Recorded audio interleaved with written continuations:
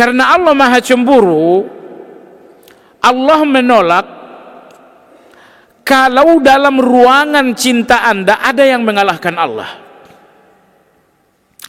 Imam Ibnu Qayyim memberikan contoh. Nabi Yakub alaihi salam, di dalam hatinya ada ruangan cinta. Tapi ternyata kehadiran Yusuf dominan dalam ruangan cinta dalam hati Nabi Yakub alaihi salam. Apa yang terjadi? Maka Allah Subhanahu wa taala melenyapkan Yusuf. Allah memisahkan Yusuf dari Yakub alaihi salam. Kenapa demikian? Jawabannya karena kehadiran Yusuf mulai mendominasi cinta di dalam hati dari Nabi Yakub alaihi salam. Maka Allah memisahkan keduanya, bertemu kembali setelah 40 tahun terpisah. Ibu-ibu sekalian rahimakumullah, kajian usul salasah, yang berarti 3 prinsip penting dalam berislam. Yang pertama adalah ma'rifatullah, yaitu mengenal Allah.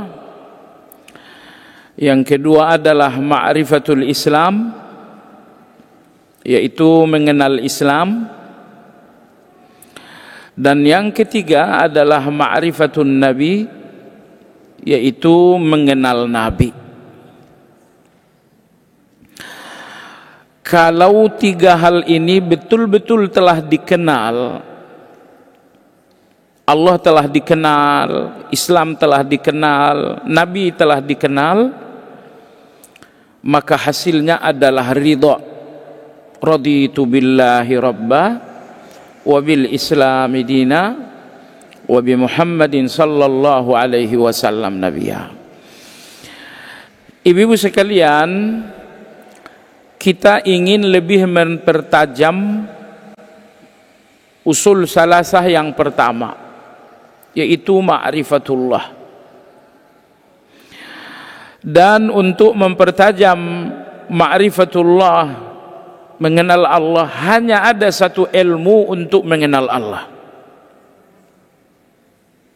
Tidak ada ilmu yang kedua, yaitu ilmu tentang asma was sifat.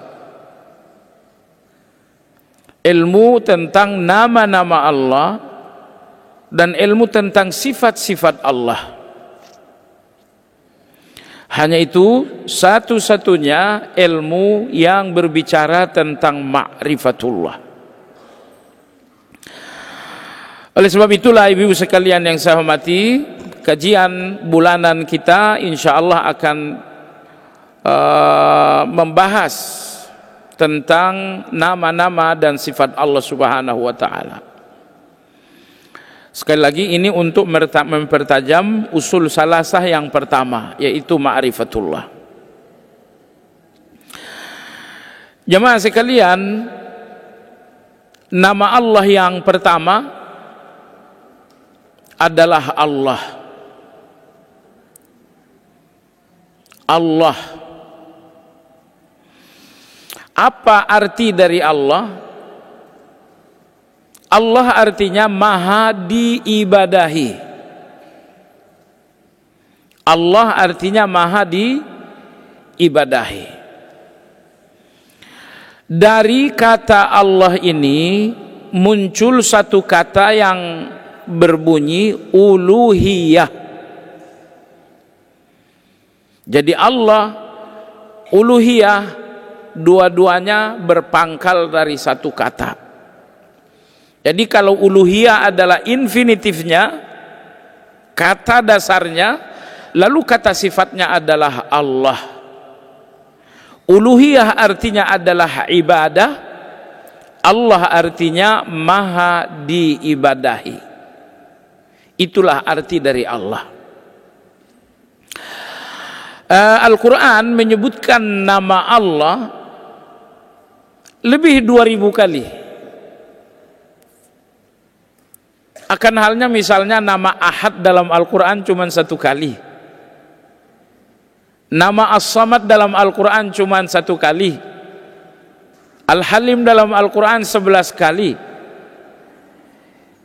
Jadi nama Allah yang paling banyak dalam Al-Quran adalah lafzul jalalah. Yang dimaksud dengan lafzul jalalah adalah Allah. Jemaah sekalian yang saya hormati, di dalam hadis, bahkan dalam beberapa hadis, Nabi kita menyatakan bahwa Allah memiliki nama teragung, yang artinya semua nama Allah dinamakan Asmaul Husna. Tetapi di dalam Asmaul Husna itu ada nama yang teragung. Itu dinamakan dengan Ismul A'zam. Ismul A'zam adalah nama teragung dari semua nama yang agung. Ulama-ulama kita berdiskusi sangat tajam untuk menentukan apa yang dimaksud dengan nama teragung itu.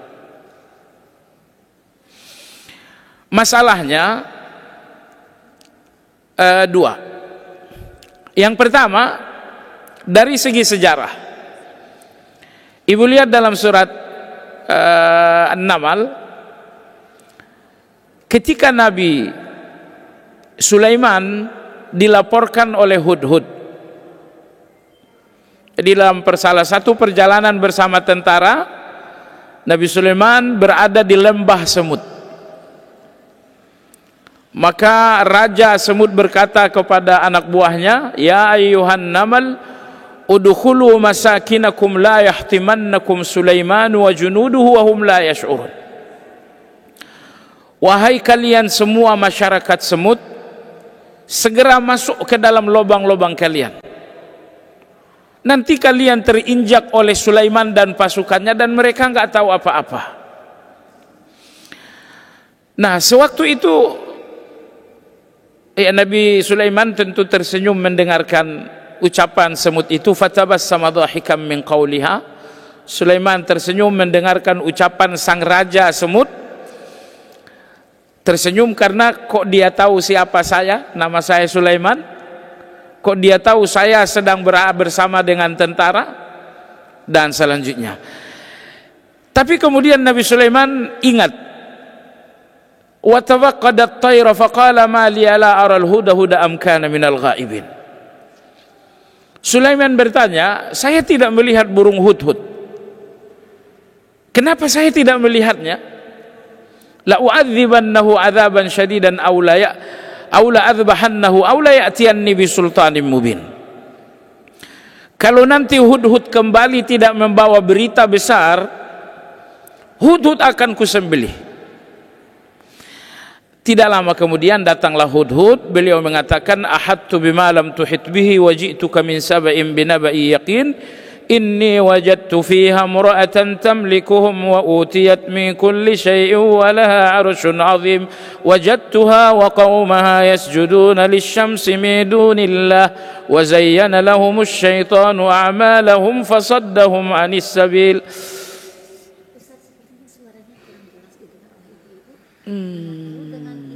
Ya. Oke.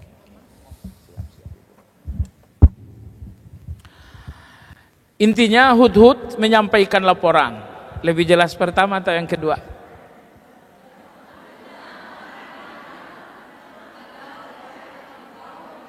Yang ini.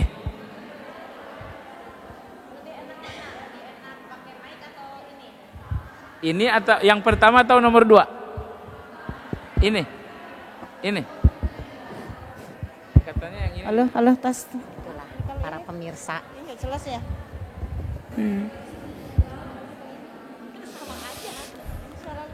Baik, mungkin terlalu dekat kali, saya jauhin deh. Akhirnya kembalilah burung hudhud. Beliau mengatakan, wahai Sulaiman, aku punya informasi yang kamu nggak tahu.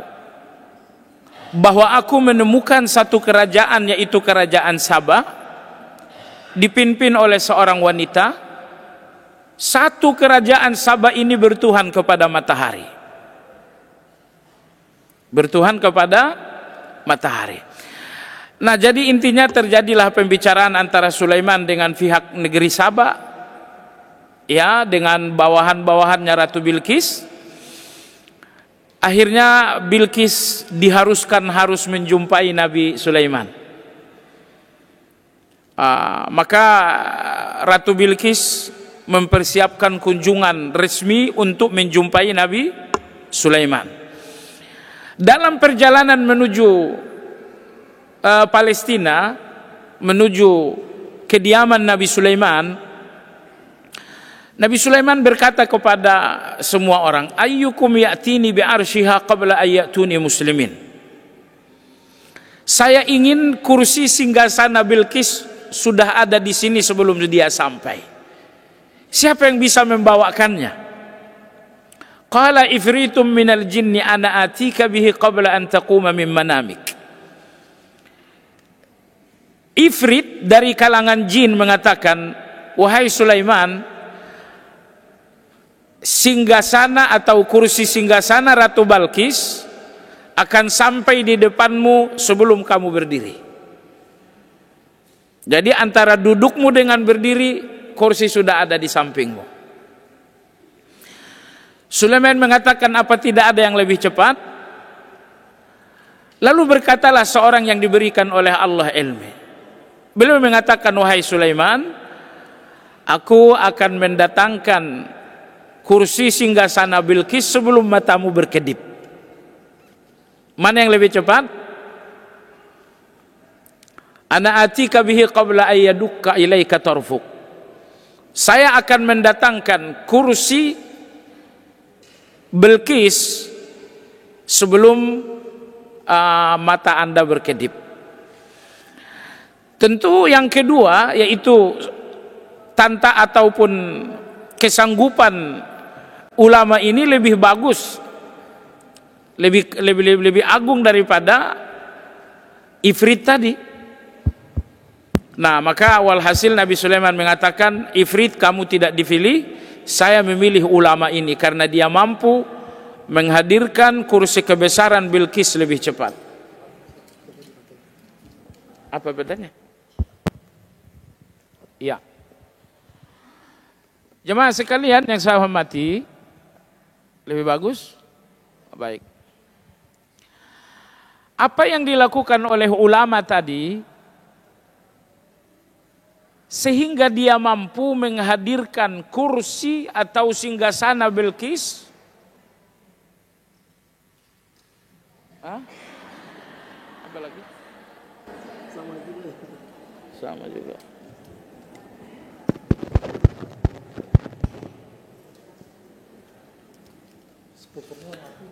Iya. Apa yang dilakukan oleh ulama tadi hingga dia mampu membawa kursi dan singgasana Bilqis sebelum mata Nabi Sulaiman berkedip? Jawabannya, ulama tadi berdoa kepada Allah dengan menyebutkan nama teragung. Ulama tadi berdoa kepada Allah dengan menyebutkan nama teragung. Karena dia berdoa kepada Allah dengan menyebutkan nama teragung, maka malaikat langsung memindahkan kursi itu. Nah, ini salah satu sebab kenapa perlu mengetahui apa itu nama yang teragung. Nomor dua, kenapa perlu mengetahui nama teragung? Disebutkan oleh riwayat dari Anas bin Malik, begitupun riwayat dari Buraidah radhiyallahu taala anhum. Nabi sallallahu alaihi wasallam menjamin tidak satu pun orang berdoa lalu menyebut nama teragung melainkan doanya dikabulkan oleh Allah azza wajalla. Melainkan doanya terkabul, dan itu jaminan Nabi sallallahu alaihi wasallam. Nah, karena keagungan nama teragung itulah ulama-ulama berdiskusi mengumpulkan dalil-dalil sebetulnya apa nama teragung itu. Nama teragung di mana Nabi kita menjamin setiap doa akan diterima oleh Allah. Nama teragung yang diucapkan oleh ulama di zaman Nabi Sulaiman sehingga singgasana Bilqis sampai di depan Sulaiman alaihi salam dalam sekejap mata.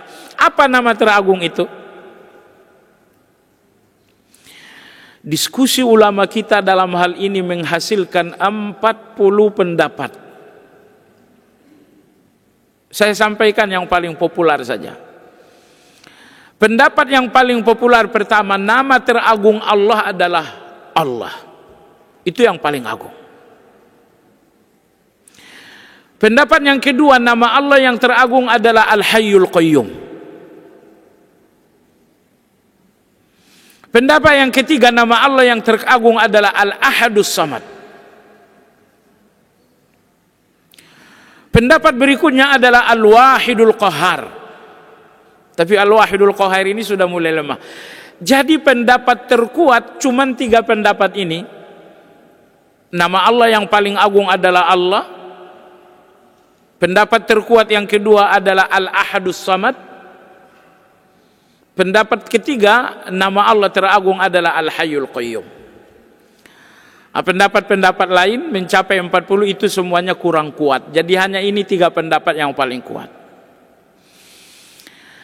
Dari 3 pendapat yang terkuat ini, yang lebih kuat lagi adalah pendapat pertama, bahwa nama teragung Allah adalah Allah. Baik, jemaah sekalian yang saya hormati, kenapa lafzul jalalah yaitu Allah merupakan nama Allah yang paling agung melebihi yang lain-lain?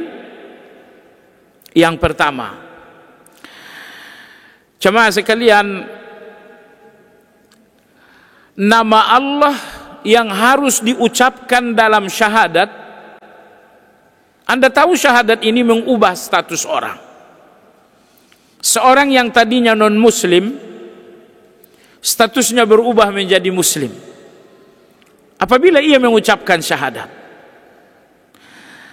Dari seluruh nama-nama Allah yang dipilihkan dalam syahadat untuk mengubah status ideologi seseorang adalah Allah. Asyhadu an la ilaha illallah. Andai kata ada seorang non-muslim ingin mu'allaf, kemudian dia mengucapkan syahadat tapi tidak menggunakan nama Allah, asyhadu an la ilaha illar rahman misalnya, apakah syahadatnya sah? Tidak. Status ideologisnya pun tidak berubah karena syahadatnya tidak sah. Maka dia harus mengucapkan nama Allah dalam syahadat. Ini alasan pertama, bahwa nama Allah adalah nama teragung dari semua nama, karena nama inilah yang dipilihkan dalam syahadat untuk mengubah ideologi dan keyakinan seseorang. Alasan berikutnya, nama teragung Allah adalah Allah. Anda tahu jamaah sekalian, ibadah terbesar dalam Islam adalah salat. Ibadah terbesar dalam Islam adalah salat. Makanya besok sesampainya di akhirat, dari semua kebaikan-kebaikan yang sangat banyak, yang pertama kali dihitung oleh Allah adalah salat. Awwalu ma yuhasabu bihil abdu yaumal qiyamah as-salah. Fa in saluhat saluhat sairu amalihi.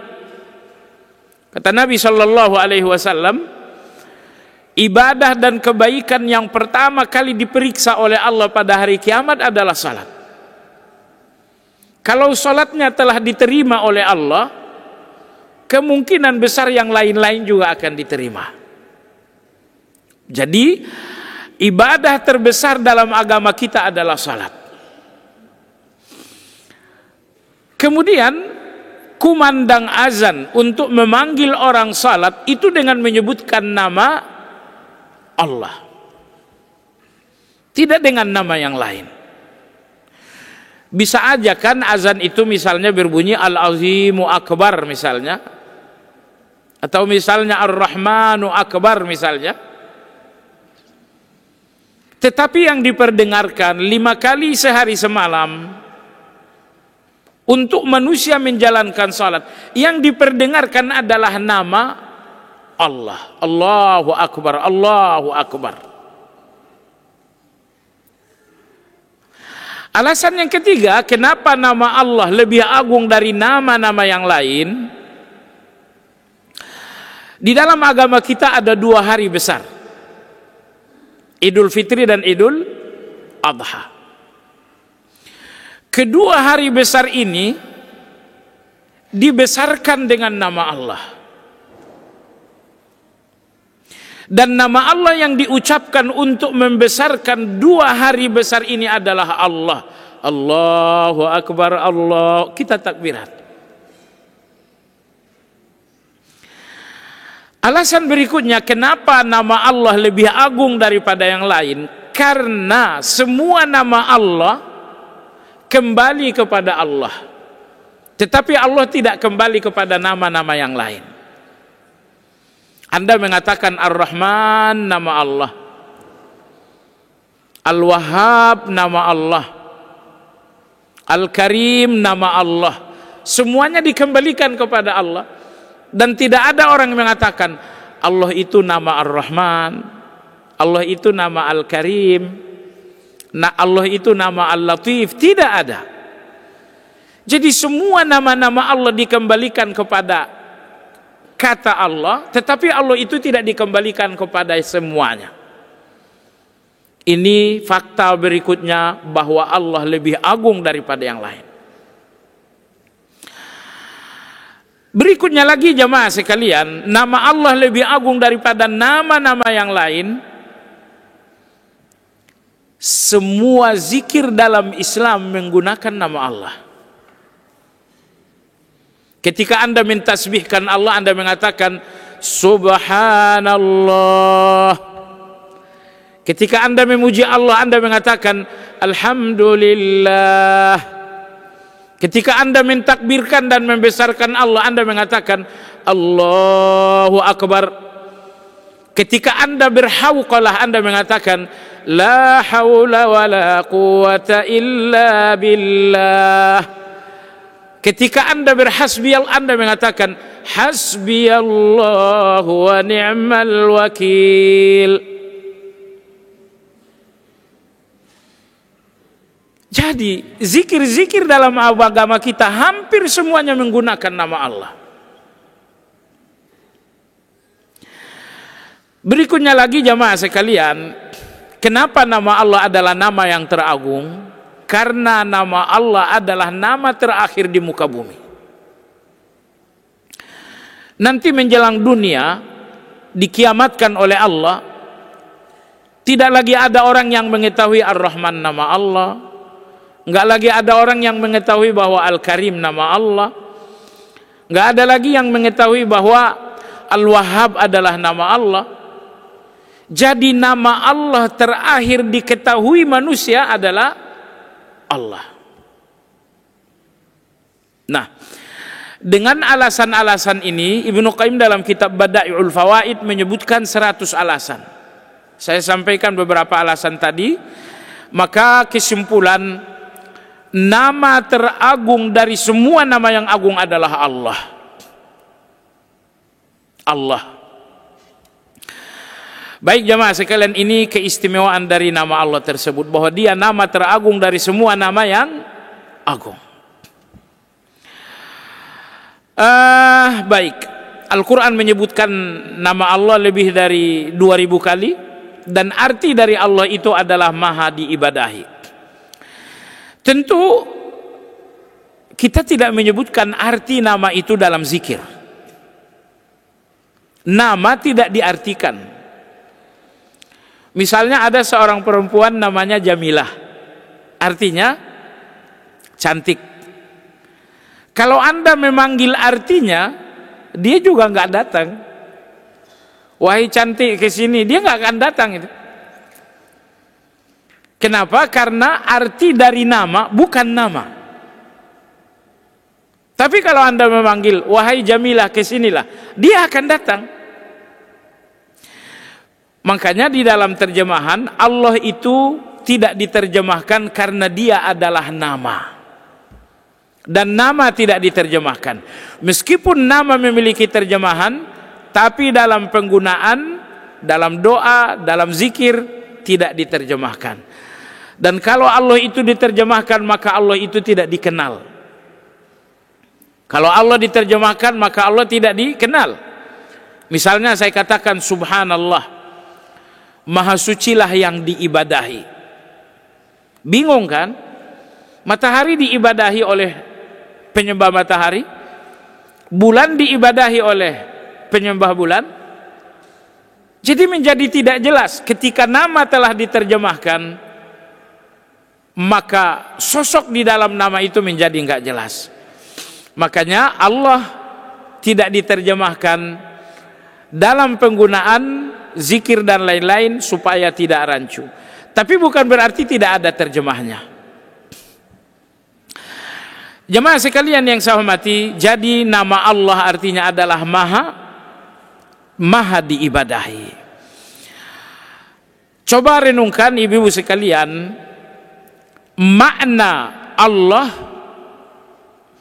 lalu hubungkan dengan tujuan penciptaan manusia. Allah menciptakan manusia seperti Allah tegaskan dalam surat Az-Zariyat. Wa ma khalaqtul jinna wal insa illa liya'budun. Dan aku tidak menciptakan jin, aku juga tidak menciptakan manusia, melainkan agar mereka beribadah. Jadi ibadah adalah satu-satunya tujuan hidup.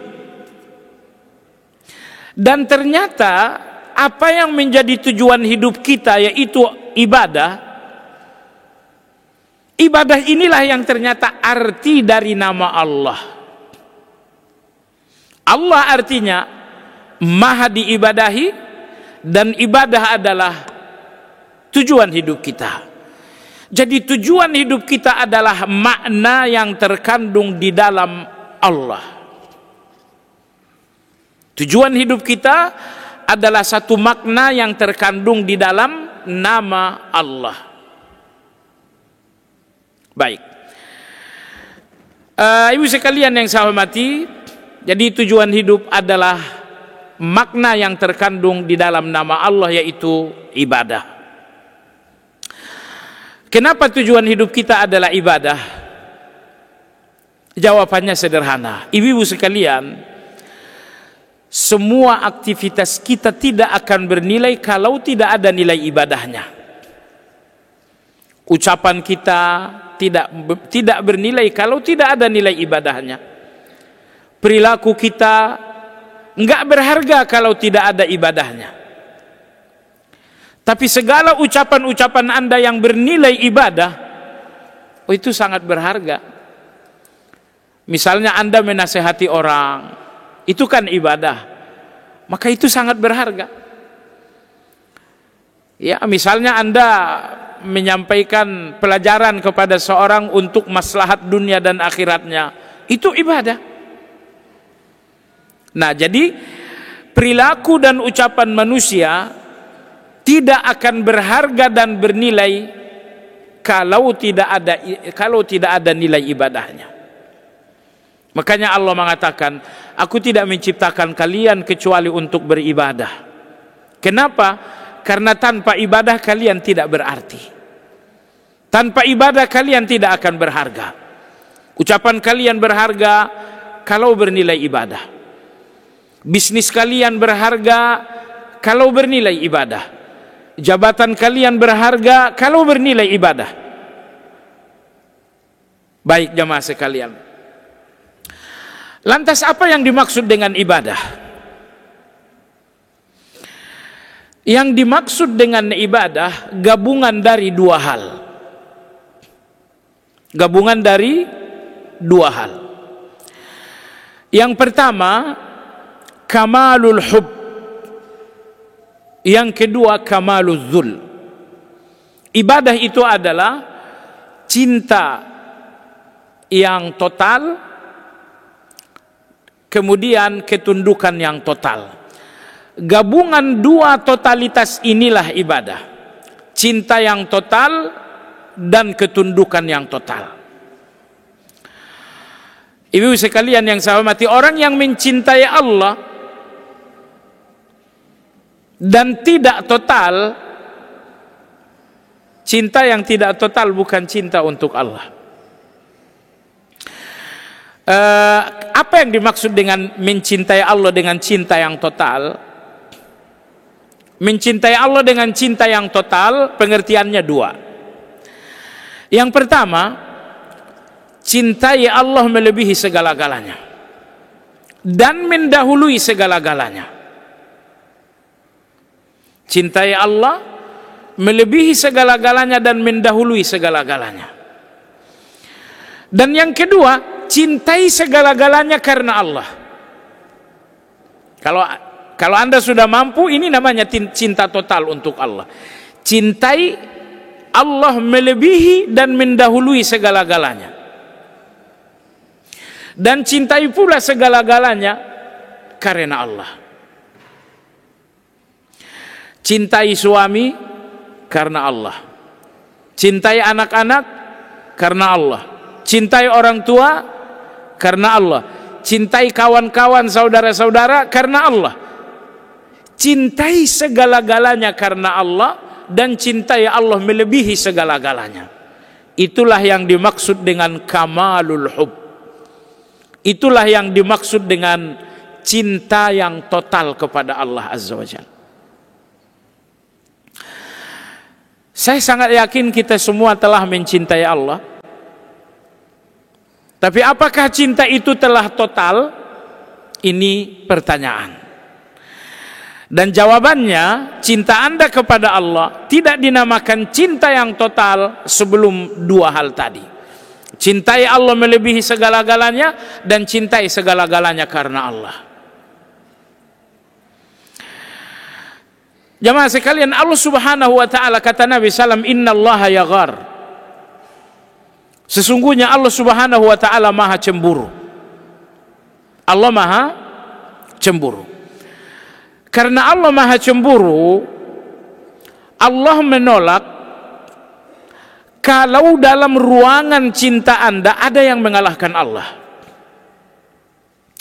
Imam Ibnu Qayyim memberikan contoh. Nabi Yakub alaihi salam, di dalam hatinya ada ruangan cinta. Tapi ternyata kehadiran Yusuf dominan dalam ruangan cinta dalam hati Nabi Yakub alaihi salam. Apa yang terjadi? Maka Allah Subhanahu wa taala melenyapkan Yusuf. Allah memisahkan Yusuf dari Yakub alaihi salam. Kenapa demikian? Jawabannya karena kehadiran Yusuf mulai mendominasi cinta di dalam hati dari Nabi Yakub alaihi salam. Maka Allah memisahkan keduanya, bertemu kembali setelah 40 tahun terpisah. Perpisahan yang sangat sakit, tapi itulah harga yang harus dibayarkan oleh Yakub alaihissalam karena cinta dalam hatinya terdominasi oleh Yusuf alaihissalam. Allah cemburu kalau di dalam ruangan cinta itu Allah kalah dengan yang lain. Baik, saya berikan ibu contoh yang kedua. Contoh yang kedua adalah Nabi Ibrahim alaihissalam. Nabi Ibrahim alaihissalam begitu lama mengidam-idamkan anak dalam pernikahannya dengan Hajar. Sampai di ujung usia barulah Allah berikan anak, Ismail alaihissalam. Dipastikan jamaah sekalian, anak yang dinanti puluhan tahun, begitu anak tersebut datang lahir, betapa besarnya kasih sayang dan cinta Nabi Ibrahim kepada sang anak. Maka Allah Azza wa Jalla melihat bahwa Ismail telah mengambil dominasi di dalam cinta Nabi Ibrahim alaihissalam.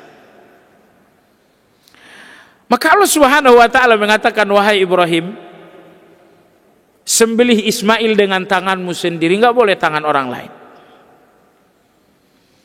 Dan ternyata Nabi Ibrahim alaihissalam tidak keberatan. Nah, Imam Ibnu Qayyim rahimahullah menyebutkan dua contoh ini untuk membuktikan kalau sampai cinta kepada Allah terkurangi dengan A dan B, maka Allah akan cemburu. Maka Allah akan cemburu. Dan kecemburuan Allah ini, ingat, Allah subhanahu wa ta'ala akan menghukum Anda dengan cinta tersebut. Cinta apa yang membuat cinta Anda kepada Allah berkurang? Apa yang mengurangi cinta Anda kepada Allah ini akan menjadi hukuman bagi Anda. Yakub alaihi salam, cintanya kepada Allah terkurangi oleh Yusuf, maka Allah menghukum Yakub dengan Yusuf alaihi salam. Cinta Nabi Ibrahim kepada Allah terkurangi oleh Ismail, maka Allah menghukum Ibrahim dengan Ismail. Sembelihlah Ismail. Pelajaran untuk kita semua, apapun yang Anda cintai sehingga cinta kepada Allah menjadi terkurangi, cepat atau lambat Allah akan menghukum Anda dengan apa yang Anda cintai. Anda ingin dalil yang lebih jelas? Surat At-Taubah ayat 24.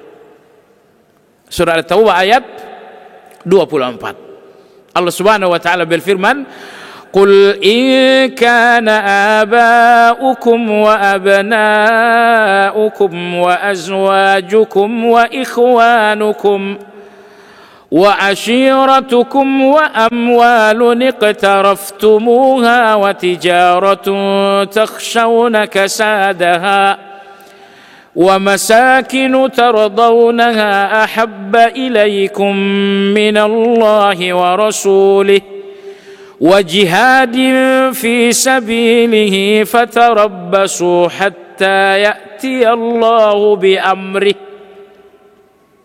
Artinya, kalau kalian lebih mencintai 8 hal ketimbang aku, kalau ke-8 hal ini mengurangi cinta kalian kepada aku, fatarabbasu, tunggu saja hukuman, tunggu saja azab. Apa itu? Kalian lebih mencintai orang tua ketimbang aku? Wa abna'ukum, lebih mencintai anak kalian ketimbang aku? Wa azwajukum, lebih mencintai pasangan kalian ketimbang aku? Wa ikhwanukum, lebih mencintai saudara kalian ketimbang aku? Wa ashiratukum, lebih mencintai keluarga kalian daripada aku? Wa amwalun iqtaraftumuha, lebih mencintai aset kalian ketimbang aku? Wa tijaratun takshawna kasadaha, kalian lebih mencintai bisnis kalian ketimbang aku? Wa masakinu tardaunaha, kalian lebih mencintai rumah kalian ketimbang aku. Ini 8. Kalau 8 ini yang membuat, yang mengurangi cinta kalian kepada aku, kata Allah Azza wa Jalla, fatarabbasu, maka tunggulah hatta ya'ti Allahu bi amri, sampai datang keputusan Allah kepada kalian. Maksudnya sampai datang hukuman Allah Azza wa Jalla.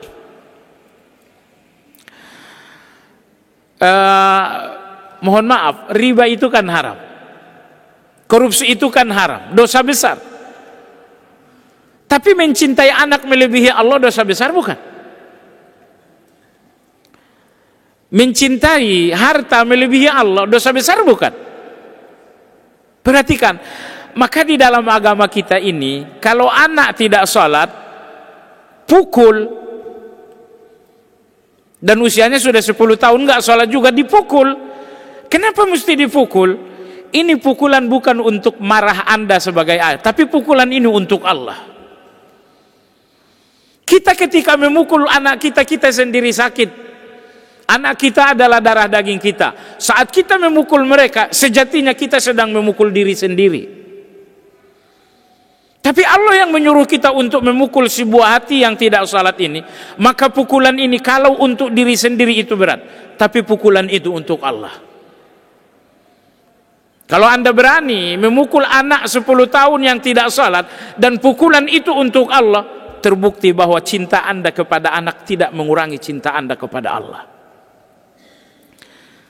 Tapi kalau ternyata Anda nggak mampu menghukum anak untuk Allah, terbukti bahwa cinta Anda kepada anak mengurangi atau bahkan mengalahkan cinta kepada Allah. Dan di titik ini, fatarabbasu hatta ya'tiyallahu bi amrih. Tunggu hukuman Allah akan datang.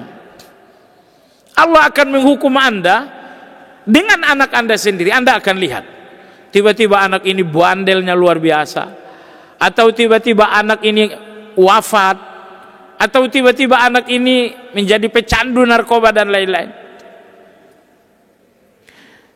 Jamaah sekalian, ini hakikat besar yang tidak difahami oleh orang lain, bahwa semua cinta Anda kepada selain Allah, kalau sampai mengurangi cinta Anda kepada Allah, maka cinta-cinta ini semuanya pada saatnya akan menjadi hukuman Allah untuk Anda. Anda mencintai harta, oh itu alamiah kita, tidak ada orang yang nggak cinta harta. Tapi jangan sampai mengurangi cinta Anda kepada Allah. Buktinya bagaimana? Makanya Allah perintahkan Anda zakat, Allah perintahkan Anda salat. Kenapa Allah perintah? Allah nggak butuh uang Anda kan?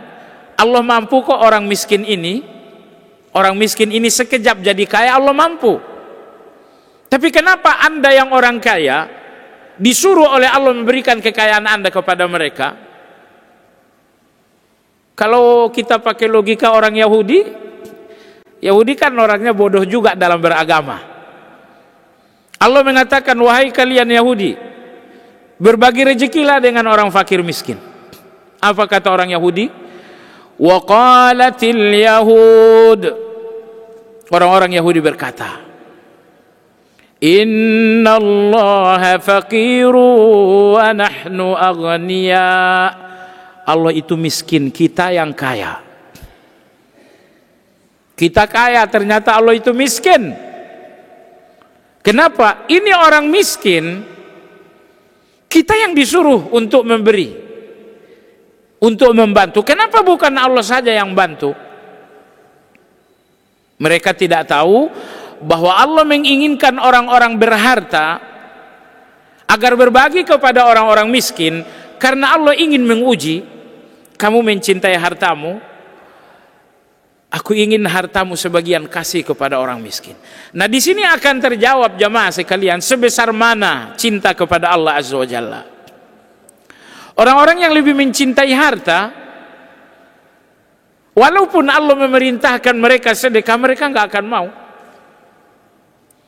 Tapi orang-orang yang mencintai Allah, ketika Allah katakan bersedekahlah kalian, mereka cinta harta, tapi mereka melihat Allah yang memerintah. Ternyata mereka lebih mencintai Allah Azza wa Jalla. Iya kan? Mereka mencintai harta. Ketika Allah memerintahkan mereka untuk bersedekah, mereka melihat Allah. Ternyata mereka lebih mencintai Allah ketimbang harta, sehingga gampang dan mudahlah bagi mereka untuk berbagi dengan orang miskin. Baik jemaah sekalian, jadi kesimpulan, cinta untuk Allah harus total. Kalau cinta kepada Allah tidak total, tidak sah. Dan cinta total itu dua hal: cintai Allah melebihi segalanya. Nomor dua, cintai segalanya karena Allah. Cintai suami karena Allah, cintai anak-anak karena Allah. Baik. Jadi ibadah itu gabungan antara cinta yang total dan yang kedua ketundukan yang total. Ketundukan yang total. Orang-orang munafik, mereka tunduk kepada Allah, mereka salat. Tapi salat mereka bukan ketundukan total. Salatnya orang munafik bukan ketundukan yang total. Makanya orang-orang munafik di dalam salat memiliki 6 penyakit. Ini silakan direnungkan baik-baik. Kalau 6 penyakit ini ada dalam diri Anda, adalah kemunafikan. Selama ini munafik yang kita ketahui, kalau berdusta, kalau berbicara dusta, kalau berjanji diingkari, kalau diserahi amanat dikhianati. Itu munafik manusia kepada manusia. Nah, adapun munafik manusia kepada Allah sangat banyak. Di dalam salat saja ada 6 kemunafikan. Nah, kita akan sebutkan satu persatu, targetnya 2. Target pertama, salat Anda tidak dinamakan ketundukan total kalau 6 penyakit ini masih ada. Lepaskan salat Anda dari 6 penyakit ini, berarti salat Anda telah dinamakan ketundukan total. Baik. 6 kemunafikan dalam salat. Yang pertama, jamaah sekalian, Allah berfirman dalam surat An-Nisa, wa idza qamu ila sholati qamu kusala. Orang munafik selalu malas dalam salat. Malas. Ini yang pertama. Enggak ada orang munafik yang gembira dengan salat. Gak ada orang munafik yang bahagia dengan salat. Nabi kita sallallahu alaihi wasallam mengatakan, wa ju'ilat qurratu aini as-salah. Allah jadikan kebahagiaan hatiku adalah salat. Subhanallah. Allah menjadikan kebahagiaan hatiku adalah salat. Itu sebabnya jamaah sekalian, setiap kali Nabi kita gelisah, beliau salat. Karena salat beliau adalah salat kebahagiaan, maka semua gelisah apabila beliau salat semuanya akan hilang.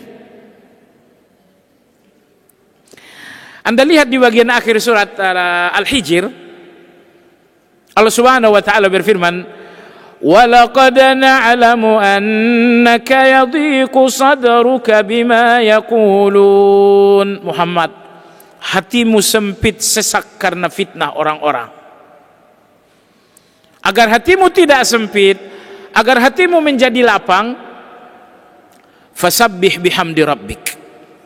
Berzikirlah dengan mengucapkan subhanallah wa bihamdi. Dan yang kedua, wa kum minas sajidin. Laksanakan salat. Jadi Allah mengatakan, Muhammad, kamu gelisah, lakukan salat. Bagaimana salat mengurangi kegelisahan seseorang? Jawabannya jamaah sekalian, salat ini bagi orang yang beriman adalah kegembiraan. Salat bagi orang yang beriman adalah kegembiraan. Maka apabila orang yang beriman sampai di dalam salat, mereka berada dalam kegembiraan, sehingga kegelisahan mereka pun menjadi lenyap. Jamaah sekalian, Anda punya hutang 1 miliar, itu masalah. Lalu Anda gelisah, ini masalah. Hutang Anda adalah masalah, gelisah Anda adalah masalah. Pertanyaannya, dari 2 masalah ini mana masalah yang lebih besar? Gelisah Anda dengan hutang lebih besar daripada hutang itu sendiri. Makanya ketika agama mengatakan perbanyak salat, karena ketika Anda memperbanyak salat, gelisah ini akan hilang. Hutangnya memang tidak, tapi gelisah ini akan hilang. Subhanallahiladzim. Nabi Musa alaihi salam ketika diperintahkan Allah bertemu dengan Fir'aun untuk menanggalkan status Fir'aun.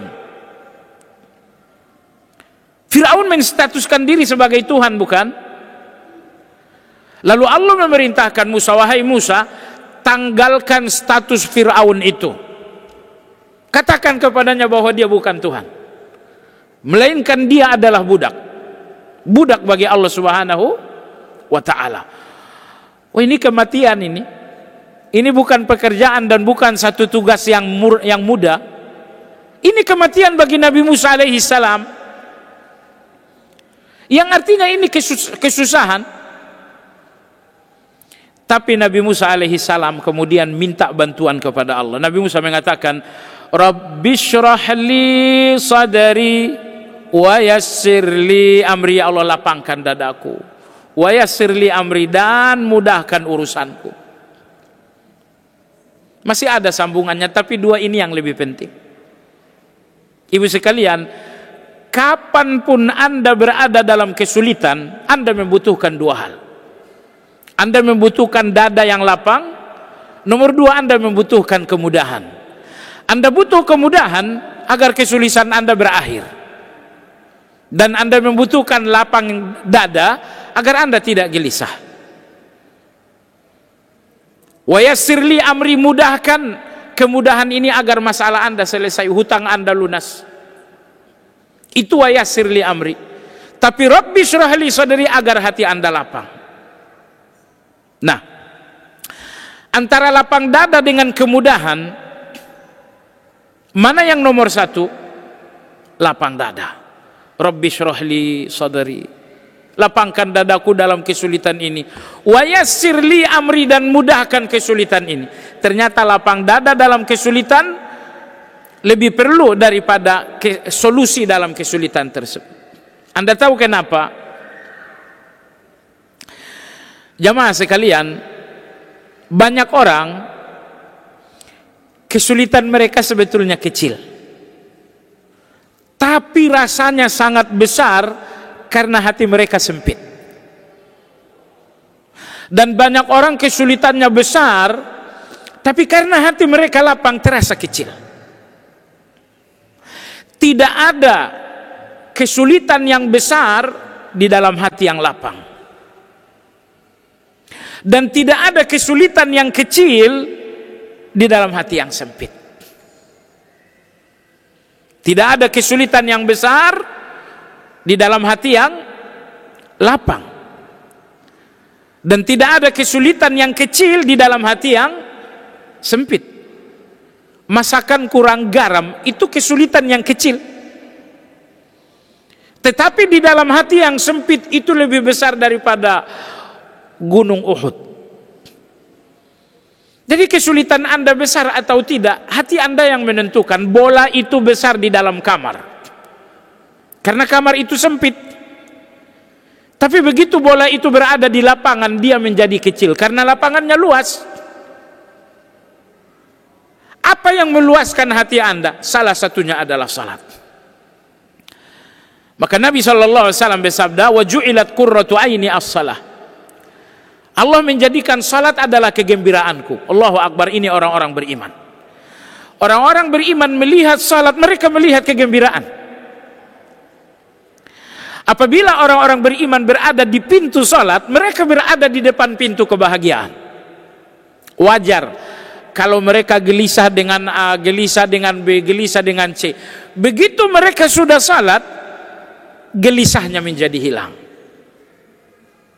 Memang hutang piutangnya nggak hilang, tapi gelisahnya udah hilang. Dan kalau rasa gelisah Anda hilang, Anda akan bisa berpikir dengan baik. Sementara Anda dikuasai kegelisahan, akal sehat Anda nggak bisa memberikan Anda satu keputusan yang baik. Baik, jadi kemunafikan yang pertama dalam salat adalah malas. Malas. Kenapa malas, jamaah sekalian? Itulah kemunafikan itu. Biasanya orang kalau tidak banyak salat sunnah rawatib, salat wajibnya malas. Dan salat rawatib ini pun malas kalau Anda nggak memperbanyak salat sunnah mutlak. Jadi kalau Anda ingin lebih sempurna dalam salat wajib, sungguh-sungguhlah dalam salat sunnah rawatib. Lalu kalau Anda ingin lebih sempurna lagi dalam salat sunnah rawatib, cobalah lebih banyak melakukan salat sunnah mutlak.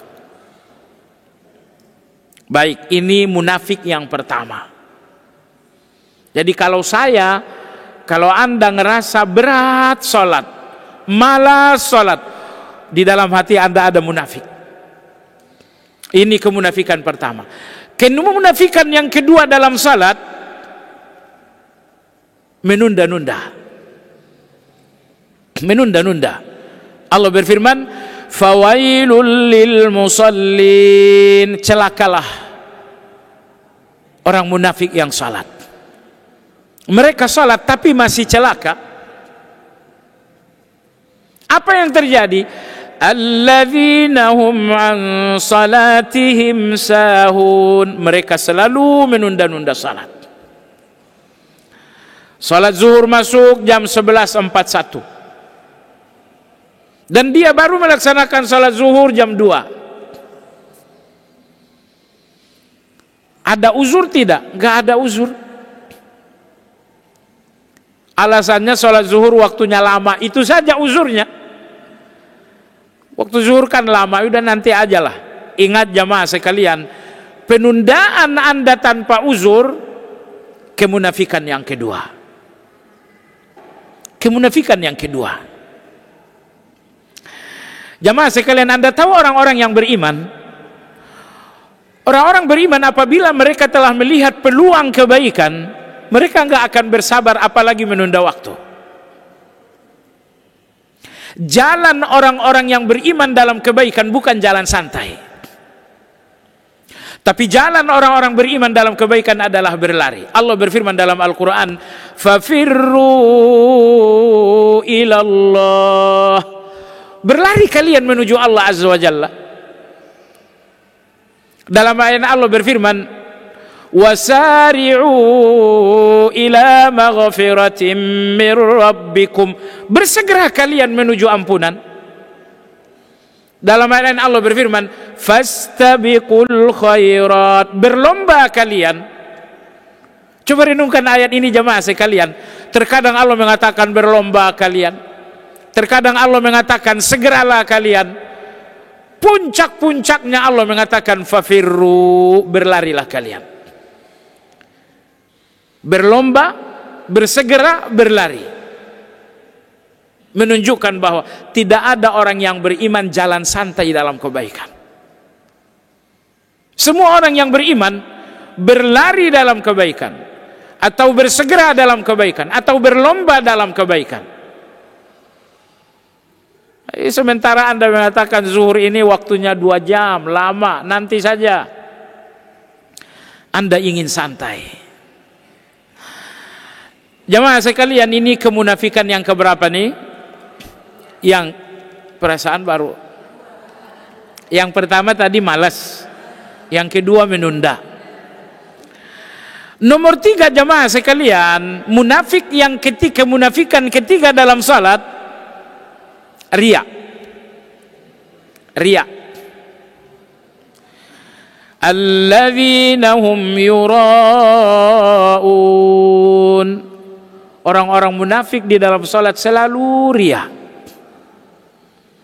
Dalam surat An-Nisa Allah berfirman, yura'unan nas. Mereka selalu melihat pandangan manusia. Jamaah sekalian, ini munafik yang ketiga, riya. Kemunafikan yang keempat dalam salat, naqruha, terburu-buru, tergesa-gesa. Tidak ada orang munafik yang tenang dalam salat. Fatihah terdiri dari 7 ayat, mereka ingin menelannya dalam satu nafas. Fatihah 7 ayat bukan? Kalau bisa ditelan dalam satu nafas, mereka lakukan itu. Karena ciri munafik dalam salat yang keempat, selalu tergesa-gesa, selalu terburu-buru. Contoh berikut ini mungkin Anda atau saya. Saya hafal surat Wad-Duha, saya pun hafal surat At-Takasur, saya pun hafal surat Wailul likulli humazatil lumazah, tapi begitu saya salat, saya tidak akan nyaman kecuali wal asri dan al-kausar. Itukah saya?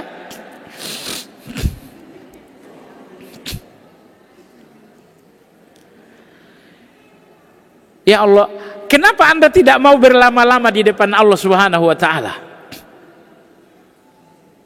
Allahu Akbar. Dalam hadis, coba dengar. Nabi kita SAW bersabda, "Idza shalla ahadukum fa inna Allah nasaba wajhihi li wajhihi." apabila seseorang di antara kalian salat, maka Allah menghadapkan wajahnya kepada wajah kalian. Hatta idzan sarafa anhu. Tapi kalau di dalam salat kalian menoleh ke kanan, ke kiri, maka Allah tidak lagi menghadapkan wajahnya kepada kalian. Lalu Allah mengatakan, a ila ghairi ya abdi, wahai hambaku, kau buang wajahmu dari aku, emangnya ada yang lebih baik daripada aku? Ini coba anda bayangkan ini ketika anda dalam salat. Kata Nabi SAW, apabila seseorang salat, saya ulangi, maka Allah menghadapkan wajahnya kepada wajah orang yang salat. Allah nggak pernah berpaling. Tapi begitu orang yang salat ini berpaling ke kanan, berpaling ke kiri, maka Allah pun berpaling sambil Allah mengatakan, a ila ghairi, apakah ada yang lebih baik daripada aku? Sambil Allah berpaling dari anda. Jadi maksud saya, sewaktu sholat anda di depan Allah, apakah anda tidak ingin berlama-lama di depan Allah? Tetapi orang-orang munafik, hati mereka memang selalu bolos dalam sholat. Orang-orang munafik kalau sholat, lidahnya hadir, anggota tubuhnya hadir, tapi hatinya pasti bolos. Kehadiran Allah di dalam sholat, kemahadekatan Allah dalam salat akan terasa kalau hati anda hadir. Tapi kalau hati anda bolos, mahadekatnya Allah dalam anda sewaktu salat anda nggak rasakan mahadekat itu. Saya berikan anda satu analogi. Misalkan saya memakai minyak wangi, kita duduk berdekatan, anda pasti, teman anda pakai minyak wangi, anda duduk berdekatan, tentu anda akan mencium aroma wangi. Kenapa anda mencium aroma wangi? Karena anda berdekatan. Tapi kalau aroma wangi teman ini tidak tercium padahal anda berdekatan, itu berarti ada penghalang di hidung anda. Ada penghalang di hidung anda. Mungkin di dalam ada kotoran dalam hidung yang membuat anda aroma minyak wangi teman ini nggak tercium. Jadi maksud saya jamaah sekalian, kemahadekatan Allah itu wangi sekali. Aroma kedekatan Allah itu wangi sekali, tapi tidak akan tercium oleh hati kalau hidung hati ini penuh dengan syahwat.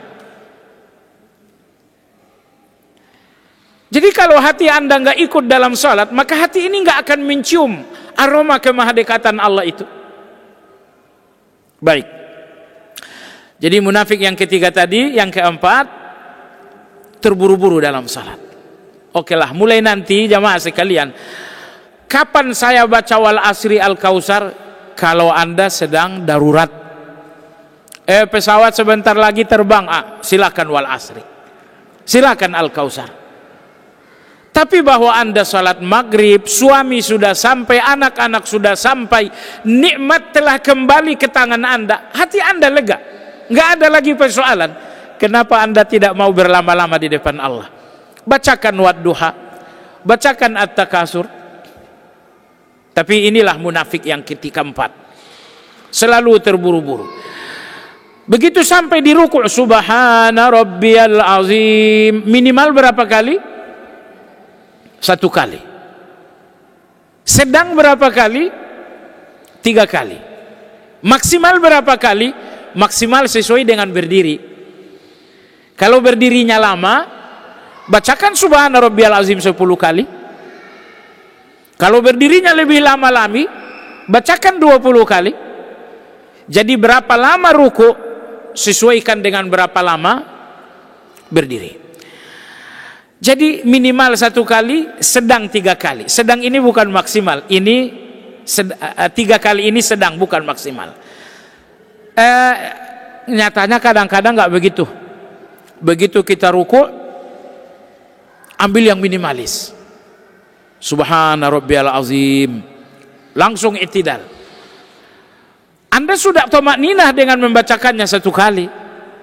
Cuman pertanyaannya, kenapa buru-buru? Kenapa anda tergesa-gesa?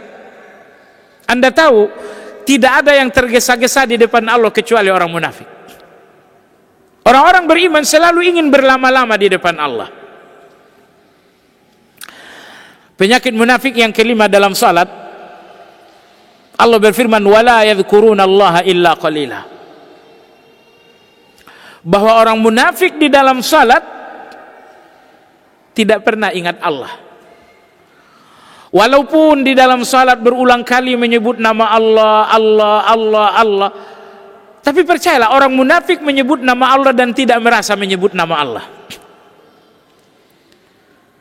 Mereka enggak ingat Allah sama sekali dalam salat mereka.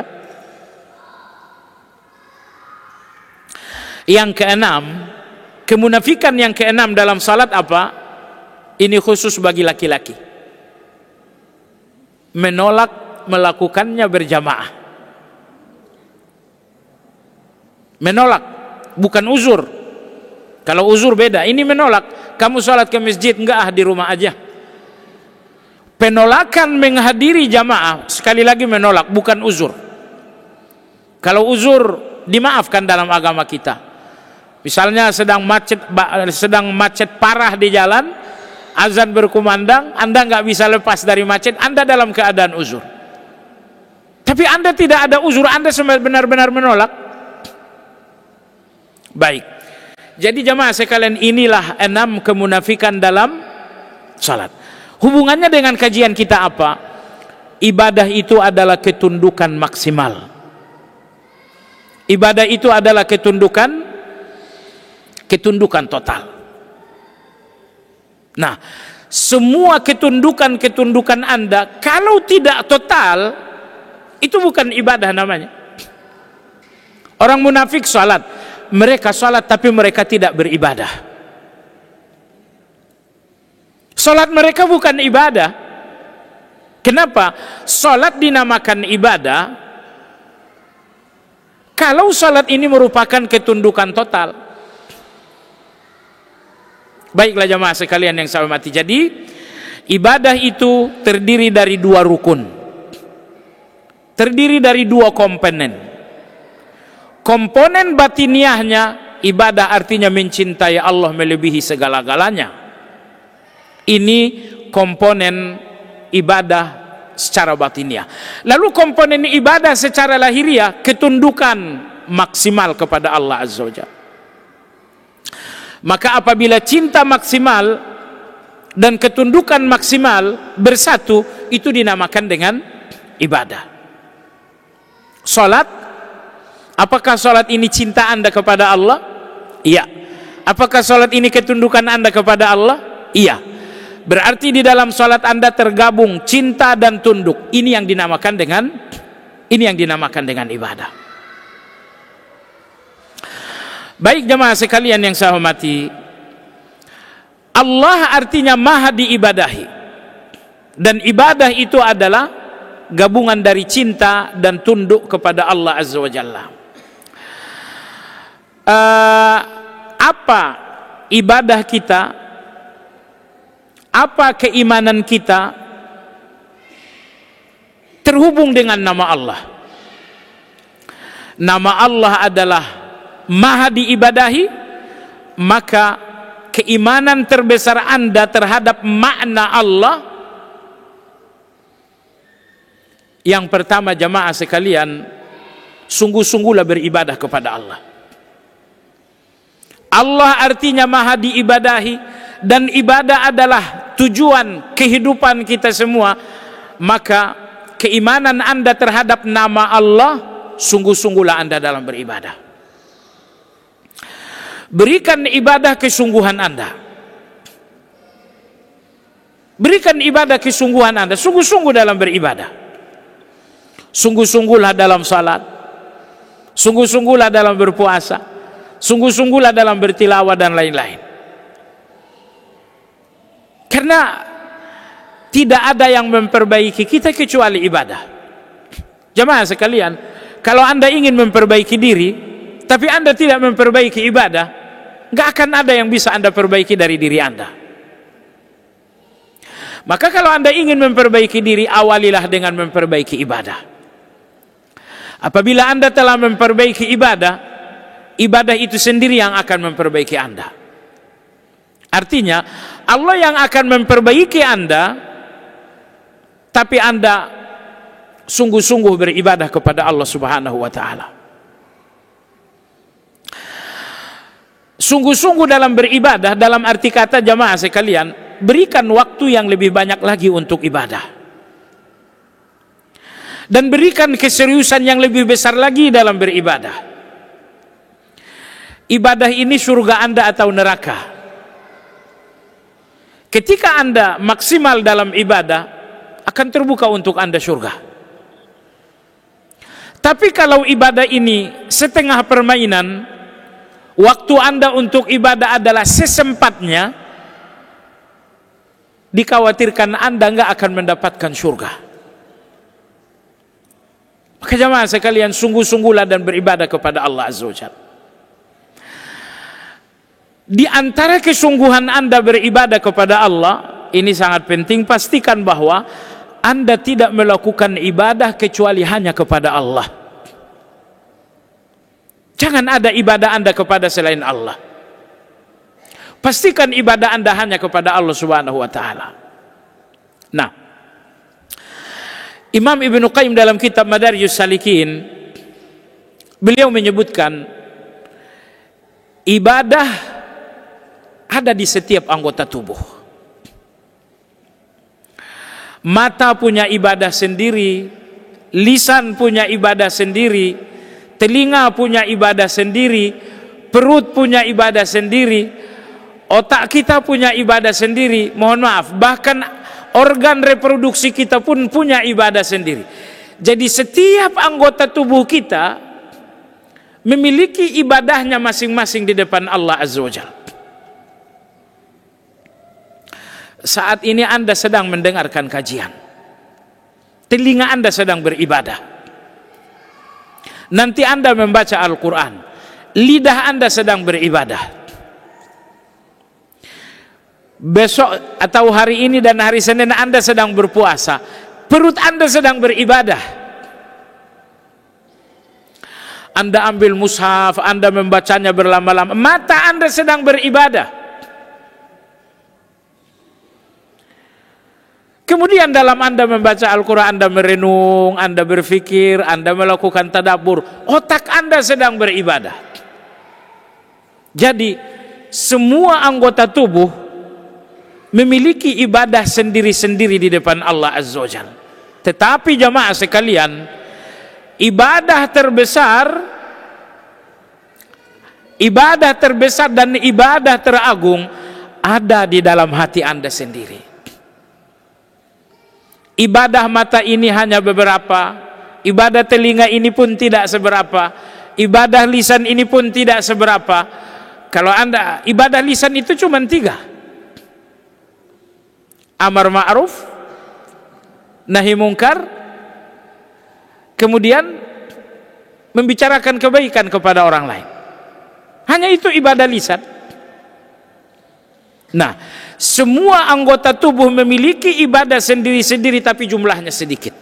Ibadah mata sedikit, ibadah telinga enggak seberapa, ibadah lisan pun tidak seberapa. Pertanyaan, di manakah ibadah dalam jumlah yang sangat banyak? Ternyata ibadah dalam jumlah yang sangat banyak jamaah sekalian ada di dalam raja tubuh kita, yaitu hati kita. Maka ibadah hati yang pertama adalah tauhid. Ibadah hati yang kedua misalnya adalah tawakal. Ibadah hati berikutnya adalah inabah. Ibadah hati berikutnya adalah taubat. Ibadah hati berikutnya adalah khusyuk. Ibadah hati berikutnya adalah ikhlas. Ibadah hati berikutnya adalah khauf. Ibadah hati berikutnya adalah raja. Ibadah hati berikutnya adalah tabattul. Imam Abu Ismail Al-Harawi dalam kitab Manazilus Sa'irin, beliau mengumpulkan ada 100 ibadah khusus ibadah hati. Ibadah hati ada 100. Sebagiannya keimanan, sebagiannya ibadah wajib, sebagiannya sunnah. Khusyuk ibadah hati tapi hukumnya sunnah. Sabar ibadah hati tapi hukumnya wajib. Tauhid ibadah hati hukumnya keimanan. Jadi semua anggota tubuh memiliki ibadah sendiri-sendiri tapi dalam jumlah yang sangat sedikit. Adapun ibadah yang sangat banyak, jumlahnya dalam hitungan Imam Abu Ismail mencapai 100, ini semuanya adanya di dalam hati Anda. Adanya di dalam hati kita. Memaafkan itu ibadah bukan? Anda memaafkan dengan lidah Anda atau dengan hati Anda? Dengan hati kita memaafkan.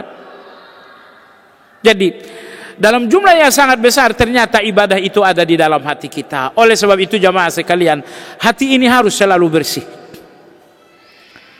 Hati ini nggak boleh berpenyakit. Hati ini nggak boleh kotor.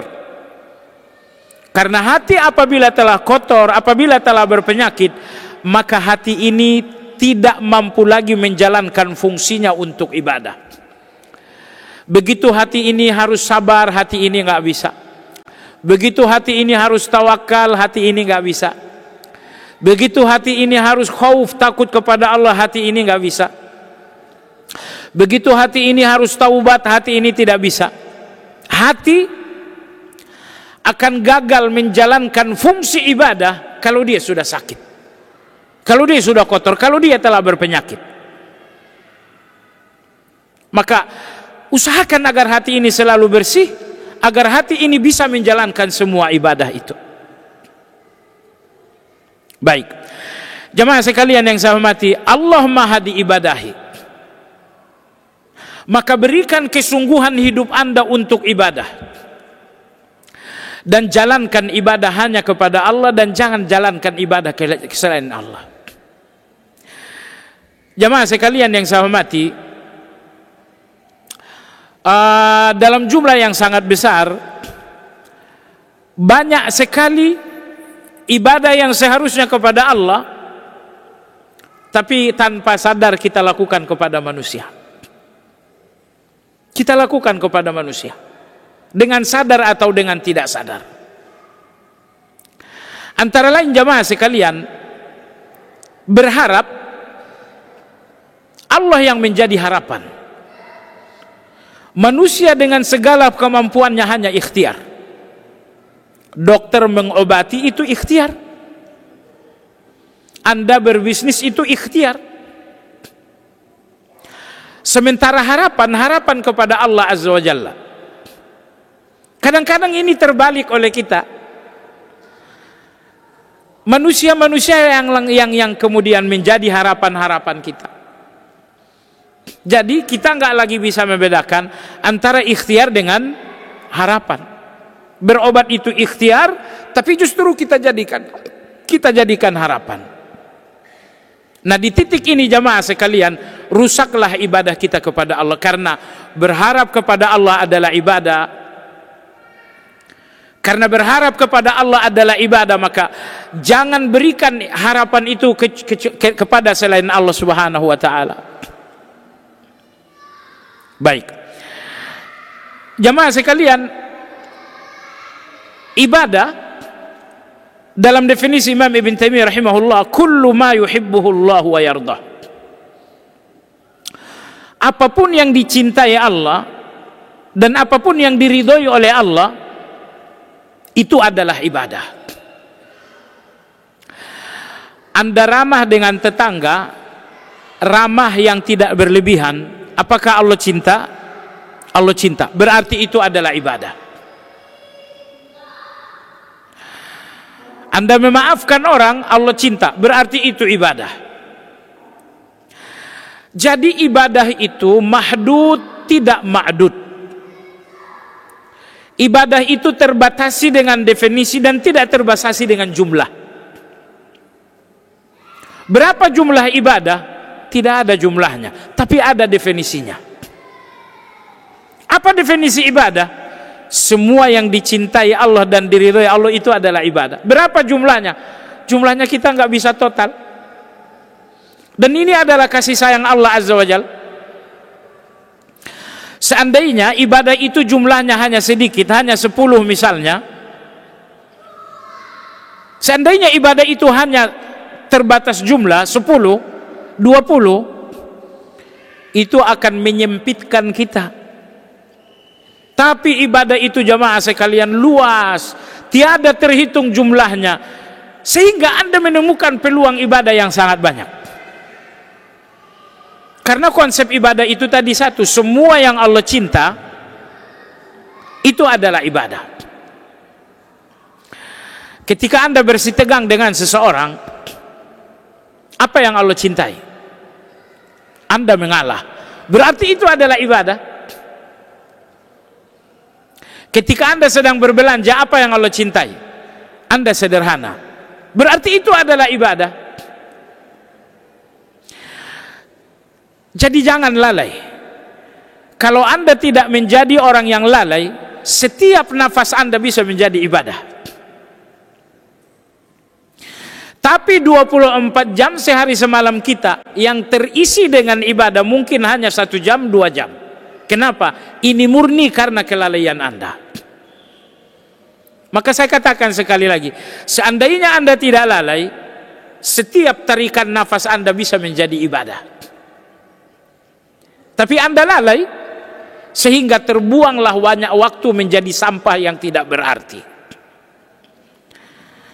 Anda menarik nafas dengan subhanallah, lalu Anda hembuskan dengan alhamdulillah, bukankah itu ibadah? Tapi Anda memilih nafas-nafas ini untuk bermain media sosial yang tidak bernilai. Enggak jadi soal jamaah sekalian, silakan main TikTok, tapi lihat ceramah, dengarkan tilawah, dengarkan hal yang berguna.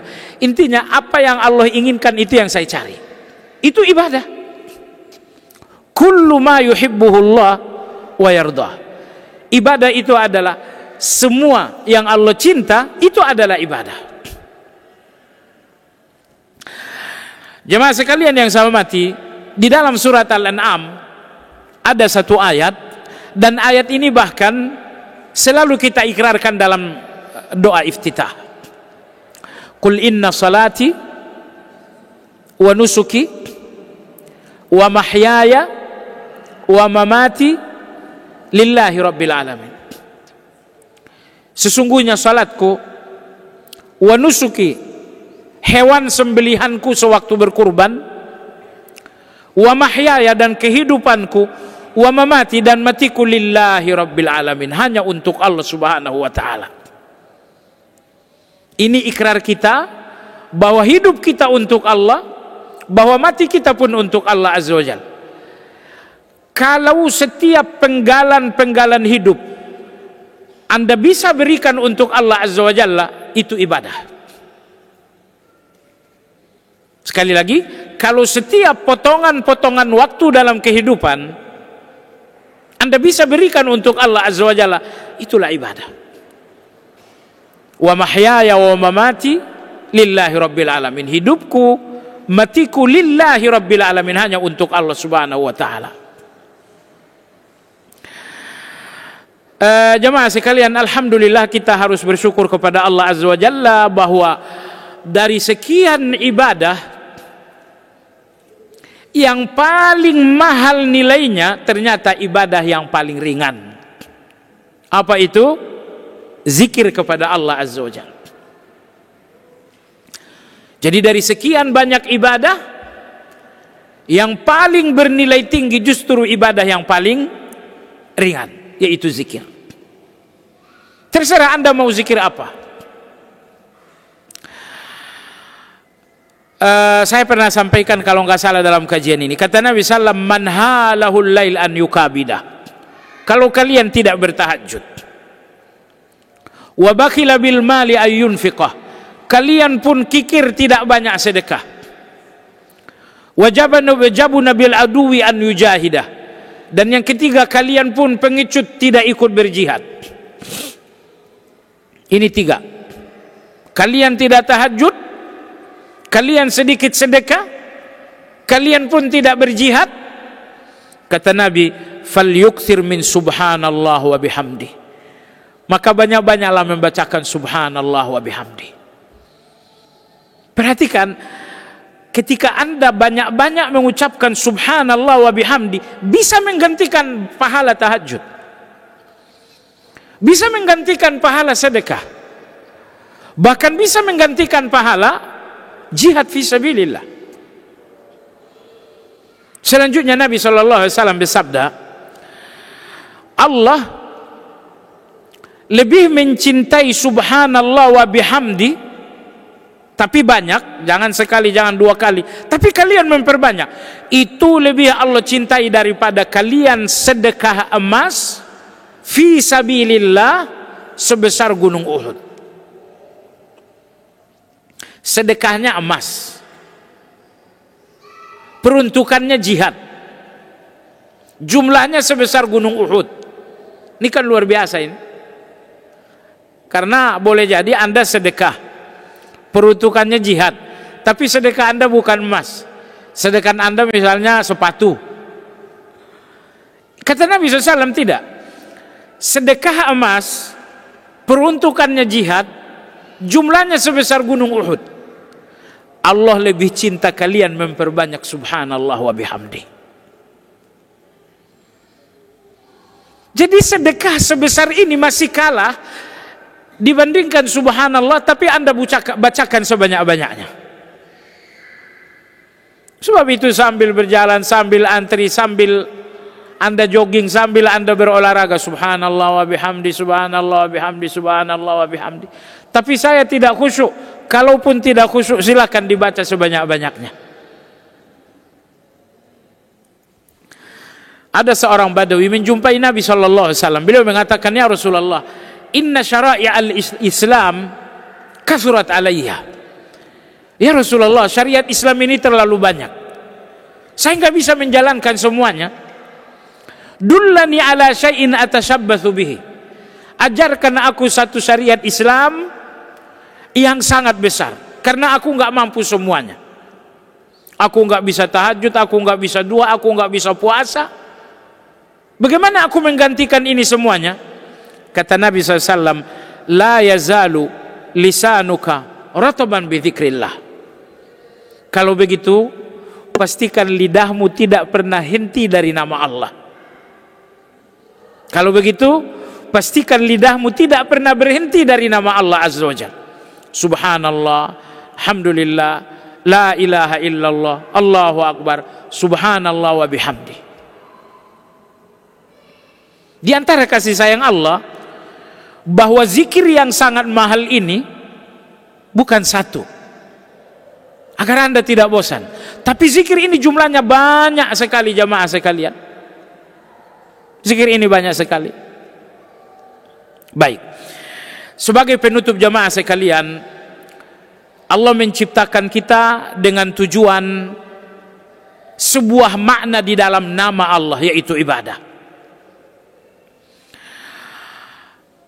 Dan Allah tabaraka wa taala berfirman, faman tabi'a hudaya fala khaufun 'alaihim wa la hum yahzanun. Bahasa terjemahan bebasnya, kebahagiaan kalian sesuai kadar ibadah kalian. Kebahagiaan kalian tidak sesuai dengan kadar uang kalian, tapi sesuai dengan kadar ibadah kalian. Anda ingin membahagiakan hati Anda, ternyata hati ini nggak bahagia dengan uang yang banyak. Kebahagiaan hati ini hanya apabila hati ini didekatkan dengan yang menciptakan hati itu, yaitu Allah Azza wa Jalla. Jadi tidak ada yang betul-betul membahagiakan hati Anda kecuali hati ini selalu dekat dengan Allah Azza wa Jalla. Maka kadar kebahagiaan Anda dunia dan akhirat ditentukan oleh kadar ibadah Anda kepada Allah Azza wa Jalla. Baik jamaah sekalian yang saya hormati, demikian kajian kita hari ini. Allah artinya maha diibadahi. Makna kata Allah itulah yang menjadi tujuan hidup kita. Maka sungguh-sungguhlah beribadah, dan jangan ada satupun ibadah yang dilakukan kecuali hanya kepada Allah Azza wa Jalla. Demikian, mudah-mudahan kajian kita bermanfaat.